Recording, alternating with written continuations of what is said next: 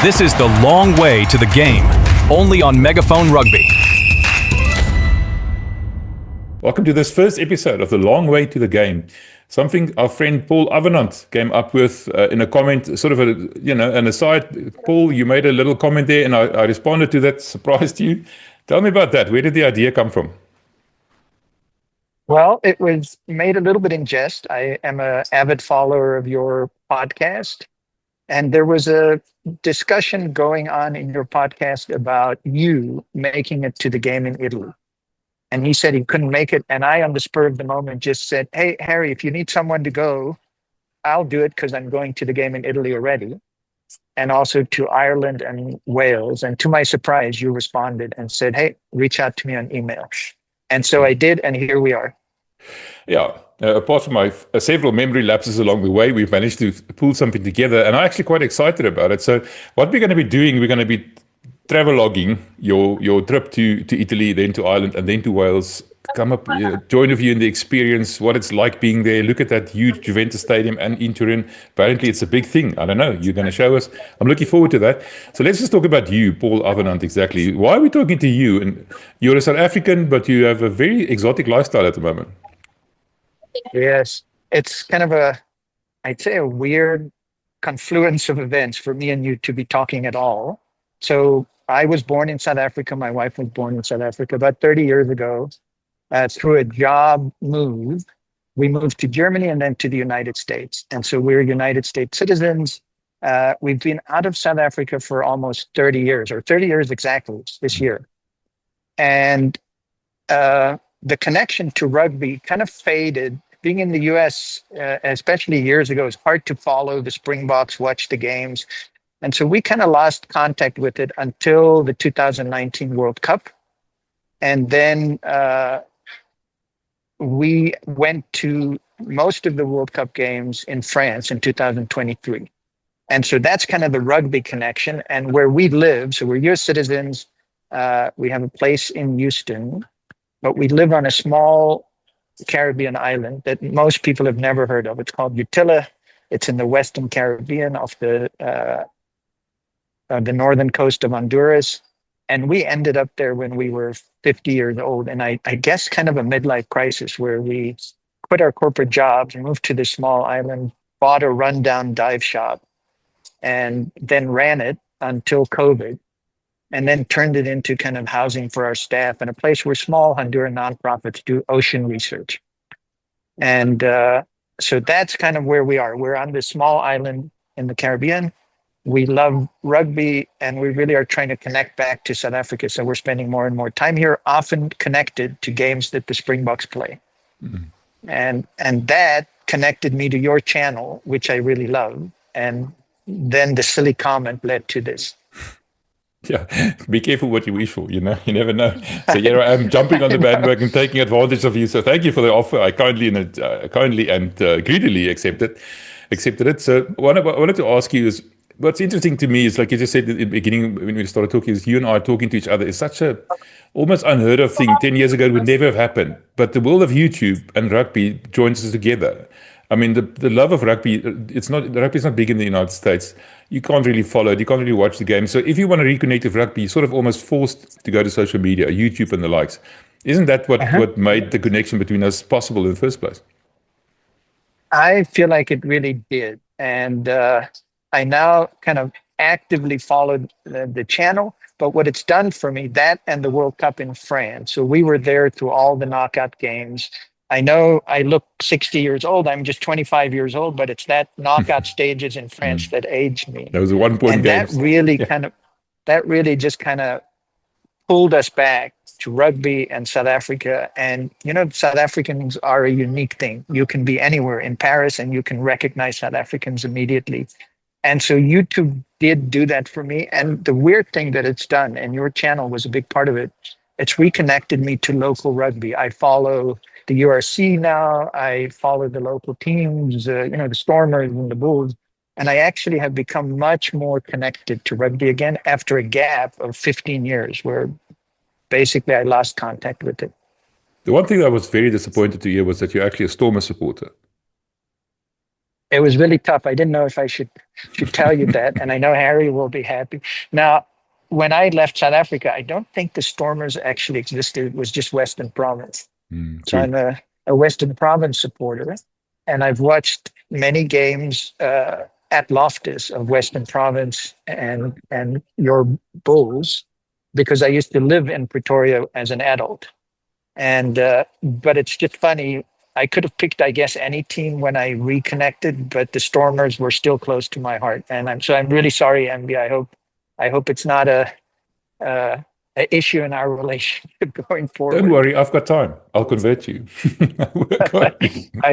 I've seen you try to do that with Harry, but I think it's a long road. Harry says he only hates the Bulls 51% now, and he started at 100. I mean, I've been in a very short time. I've gone a very long way with him. I have to tell you that's something that changed from 30 years ago. Is when the Bulls play other international teams in the URC or the Heineken Cup, I root for the Bulls. And I feel like 30 years ago it was different, that Western Province supporters would never root for the Bulls and Bulls supporters would never root for Western Province. But I think now we root for the South African team when they play internationally, which is really cool. That's actually a very good segue for me to move into the Springboks, because I think that is what's unifying this country. The fact that the Springboks are doing so well, double world champions, and suddenly we're becoming part of this big South African rugby scene almost. Not so much, a dyed-in-the-wool Bull supporter, dyed-in-the-wool Stormer. We still are, but, there are people who refuse to support the Stormers, for example, when they play against anybody else, or the other way around. But the point is that we are now supporting each other. So let's talk about the Springboks. When you hear the word Springboks, what does it bring to mind for you? I don't know. I'd say, first of all, it brings goosebumps to my arms. Right now, I have goosebumps again. And for me, if you think of when my wife and I left South Africa, it was 1995, late 1995, after the World Cup. And, first of all, that was such a big event. I, by the way, was not in the country. I had to listen on a collect call from New York airport to the 15 minutes of overtime and have someone tell me what was going on. And then when the game was over, I told you I'm a real introvert, but I needed just to talk to someone about the fact that we had won the World Cup.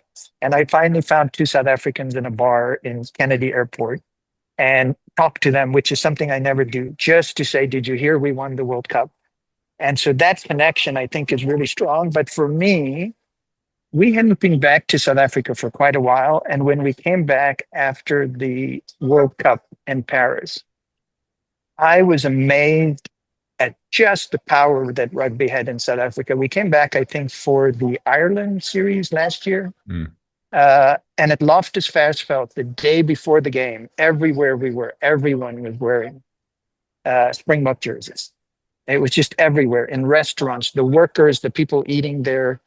And it just, for me, as someone that been out of the country a long time and now come back, it is amazing, in my opinion, the power that the Springbok and Springbok rugby has for unifying the country. And the Rainbow Nation, that seems like a throwaway line you say, but it's really not for me. As a South African born and bred that wasn't here for many years in between, I just see what a big role it plays in the country and how unifying it is. And how people of all races and backgrounds and everything are behind this team, which is not the way it was 30 years ago, if you remember. The thing that stood out for me when you and I talked about it earlier this week was the fact that exactly that game at Loftus. Loftus, an old bastion of South Africa, and, how much has changed, how much the crowd has changed. When you sat there and you looked around you and you looked at this almost new generation of supporters of the Springboks brought together by the Springboks. And as I'm saying this to you, I'm getting goosebumps. It's such an important change that. It's such an important thing. I think sometimes we underestimate what rugby, the Springboks and Rassie Erasmus has meant for this country. I feel like maybe if you just lived in the country and the changes were gradual, it's less impactful. But when my wife and I went to Loftus, the last time I was in Loftus, the crowd was an all-white, strong Afrikaner crowd. It was a very diverse crowd when we were there. There were young and old people of all colors, families, all dressed. And for me, it was almost like a mind warp. I had to kind of just adjust to the games that I had seen at Loftus. And for me, it was really awesome. It just made it better. And that game, we were in the World Cup pools game where we lost against Ireland, was a bit of a gut punch. So that game made me super excited that we won, how we won. I think that scrum, I think it was at the Loftus game where we just Yes. kind of pushed them, all of that. But afterwards, my wife and I talked about it, that almost at the same level of excitement and joy that we got from the game, we got from just watching the crowd and seeing how everyone is behind the team. It was really kind of as special as the game almost. I know that sounds silly, but for us it was. No, I know exactly what you mean. My friend Harry was in the stands on the east end, and he's actually got a picture which I'll send you afterwards that he took from the stands, looking at the crowd on the left, and a big South African flag waving over there. And it's one of the most special pictures I've ever seen. I'll send it to you and actually put it in this video as well so people can see it. That's such an incredible experience. So let's just move on to why we're having this discussion. You're not traveling from the Kruger National Park. You're on a visit to South Africa. You're moving or flying to Italy eventually, and you're going to be attending that match. So what you're going to be doing is you're going to sort of travelogue, have a bit of a vlog, I don't know what you call it, about your experiences flying there and everything, then arriving in Italy, having a look at the stadium. And on match day, you'll show us what it looks like. And everything is going to be about the feeling so that we can be there with you. You're going to take us with you so we can experience being there from a different point of view. Is that what you have in mind? Yes, I think so. I think, first of all, I couldn't add the sophisticated rugby analysis that your diverse set of presenters do.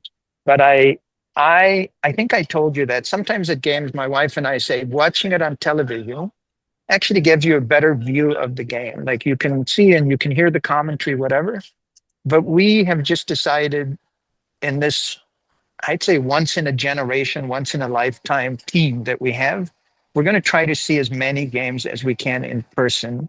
And for me, it's because of the feeling. You just can't match the feeling by watching it on television. So I'm hoping somehow between you and I, we can somehow capture a little bit of the feeling. I have no idea. I've never watched a rugby game in Italy, and I have never been to Turin. So I don't know how many South African supporters are going to be there.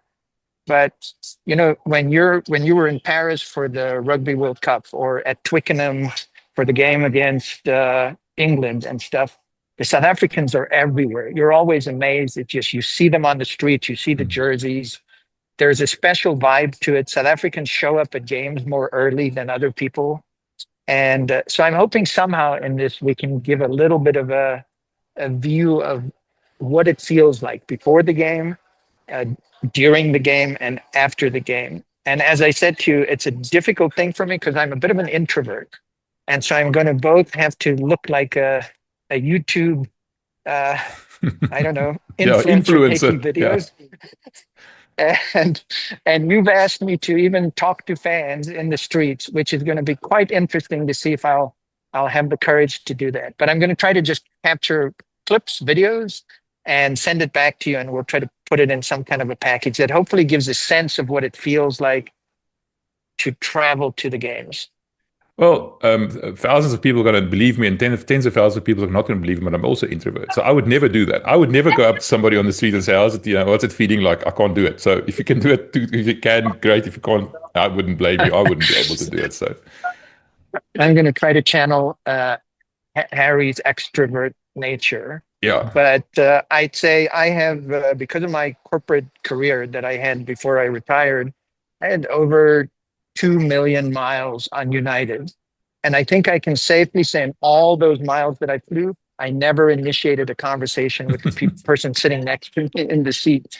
So we'll see how this goes. If rugby can make me talk to, I would say at the World Cup, that's a funny thing. And we laughed about it. Like in Paris, both in all the knockout games, you just naturally talk to other South Africans. You hug them, you exchange flags and stuff like that. So maybe that will just carry forward. And that's what I'm hoping. That's what I'm hoping for.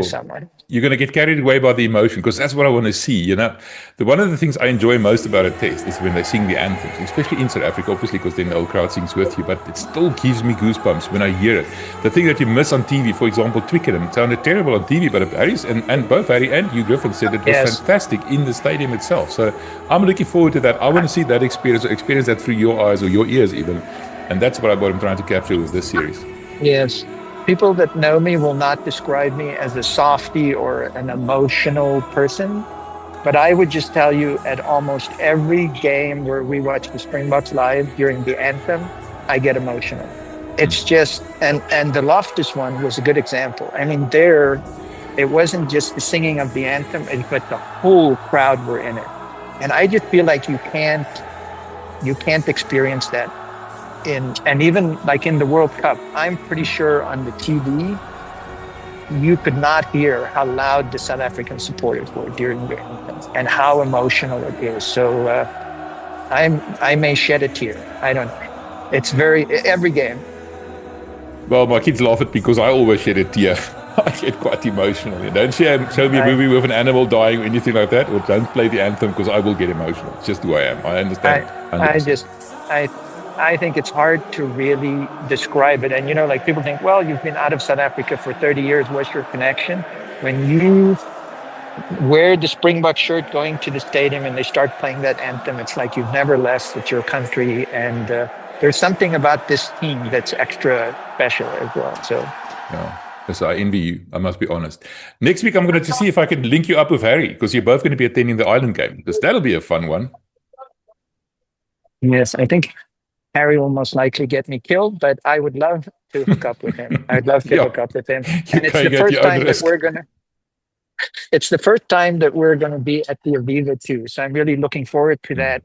And my history of watching the Boks Ireland live, we have 2 losses and 1 win. So I'm really looking forward to. I feel like I feel like the pendulum has swung, and I'm quite. By nature, I have to tell you, it's actually ironic. My wife was mentioning rugby has this weird thing that it brings me intense joy, the Springboks specifically, but it also really stresses me out. I'm a really nervous watcher. I'm nervous in the morning before the game. I'm nervous in the stadium. And if we're up by 15 points, I'm still nervous that the Australia thing will happen. I was at that game in Ellis Park, and it just played into my kind of, I don't know what it is, neuroticness, if that's a word. And I feel like with you, when you kind of reached out to me about this thing, about doing this, there's a part of me that's super excited about it. It's something new. It's something that I'm not like a social media person. I'm an introvert. So I'm really actually excited by it, but it's going to stress me out at the same level. So on game day, I'm going to now have 2 levels of excitement, 2 things, and 2 levels of stress. So I might just die of a heart attack. Don't die, please don't die. Can you imagine? No, don't do it, man. All right, so what we're going to be doing, like I said, we're going to be publishing that video, the first one on Sunday, and then we'll do Ireland and Wales as well, if things work out the way we wanted to. I'm actually looking forward to you and Harry meeting up. I'm definitely going to arrange that for you. And I'm excited, and thank you for doing this. You really were going out on a limb for us here, and it means a lot to me also. And one of the things I said recently was, I feel proud of this community that we're building. It's an international community now, but still to South African to a degree. So thank you for helping us and helping us build that. I appreciate it. Oh, I would just say no thanks to me. I'm delighted that you would consider even doing it, and that you responded to my message in your YouTube post. And I told you that I don't follow a lot of rugby blogs online, but I follow this one, and it's for the exact reason that you just mentioned, that you have this diverse set of people, from Andre to you, Griffin, to Harry, and that you're kind of a glue. And so I've really I think I WhatsApped you after the France game on the weekend that said, hey, and I don't know you well enough to say something, but I said, hey, it's Monday already, and I'm waiting to hear your and Harry's take on the game. And it's become an important part of my wife and I's rugby experience. So you don't have to thank me. I'm delighted to help. And I hope it will go well, and I hope I'll have the courage to speak to one South African supporter somewhere. Wait till after the game, because then everybody's happy and everybody's joyful and everybody's looking for someone to talk to, like you just said. So that'll make it easier. I'm looking forward. Yes. No, Mbia, thank you very much. Thank you very much for being so kind and generous with your time so far. This is the long way to the game, only on Megafoon Rugby.